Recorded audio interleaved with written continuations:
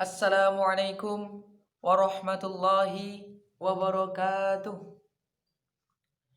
Hamdan wa syukranillah, salatan wa salaman ala rasulillah, amma ba'du. Teman-temanku yang dirahmati Allah Subhanahu wa taala, pertama-tama dan yang paling utama, marilah kita panjatkan rasa puja dan puji syukur kita atas kehadirat Allah Subhanahu wa taala. Yang mana alhamdulillah pada kesempatan hari ini kita masih diberikan kesehatan jasmani dan rohaninya, sehingga kita dapat berkumpul walaupun pada musim-musim yang saat ini kita masih dalam keadaan pembelajaran secara daring, tapi semoga adanya virus COVID-19 ini ada hikmahnya, pasti ada hikmahnya. Amin amin ya rabbal alamin. Salat beserta salam semoga tetap tercurah limpahkan kepada baginda kita Nabi Muhammad Sallallahu Alaihi Wasallam, yang mana hanya beliau Allah satu-satunya Nabi dan satu-satunya Rasul yang mampu mensyafaati umatnya kelak di hari Yaumul Qiyamah. Amin amin ya rabbal alamin. Baiklah teman-teman, pada kesempatan kali ini saya akan menyampaikan sebuah kultum singkat yang bertema hukum Islam yang paling pokok yang harus kita ketahui.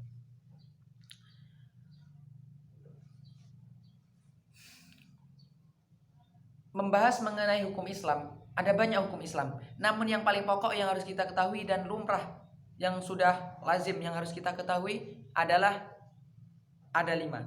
Yang pertama wajib, kedua sunnah, ketiga makruh, keempat mubah, dan yang kelima haram.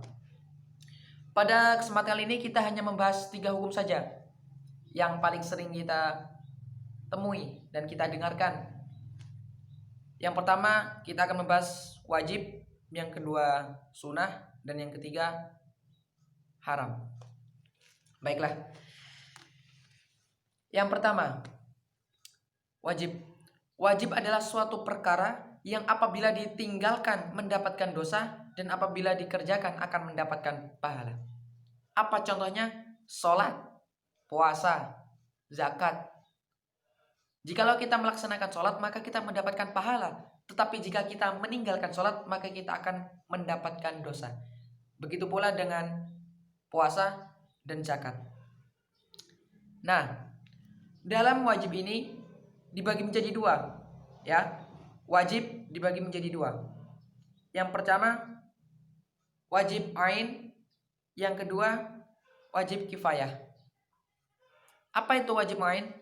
Wajib ain adalah suatu perkara yang wajib yang dilakukan perorangan. Jadi jikalau dia tidak melaksanakan wajib itu, maka dosanya akan ditanggung sendiri.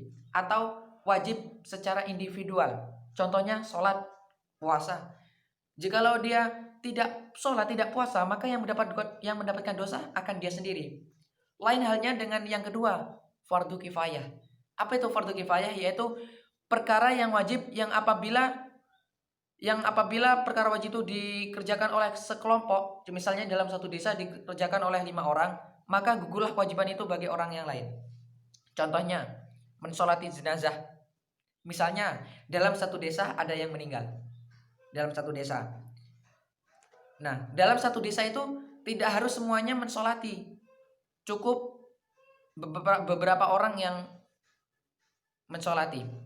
Tetapi jika tidak ada satupun dalam satu desa ini yang mensolati jenazah tersebut, maka orang satu desa itu akan dikenai dosa.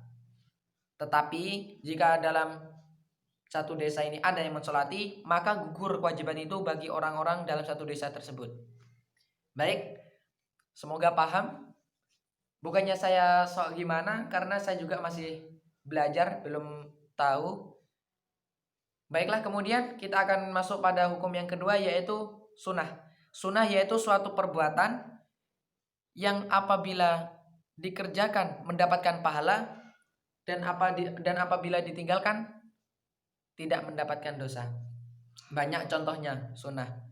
Banyak sunnah-sunnah yang diajarkan Nabi Muhammad SAW, yaitu bisa seperti sholat sunnah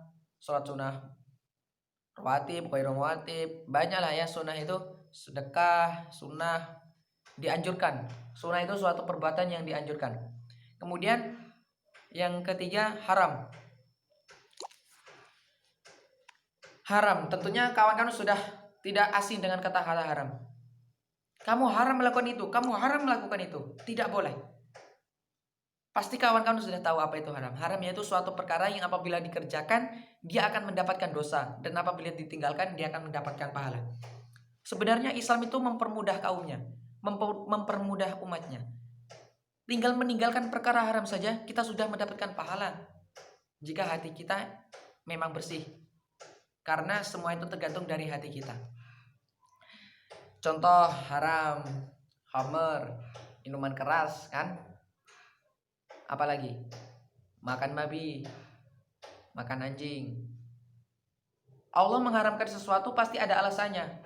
Dan pasti contoh kita makan babi. Babi itu udah dipastikan dagingnya mengandung penyakit. Saya juga tidak terlalu tahu penyakit apa. Yang penting alangkah baiknya jika kita tidak memakan babi. Oleh karena itu babi diharamkan, terutama dalam umat Islam. Kalau dalam agama lain kita tidak perlu tahu dan kita tidak perlu mengusiknya, karena itu sudah ada pertanggungjawabannya masing-masing. Baiklah, kemudian intinya hukum-hukum Islam yang paling pokok itu ada 5 tadi, yaitu wajib, sunnah, makruh, mubah, dan haram. Untuk makruh dan mubah bisa kita pelajari di lain waktu.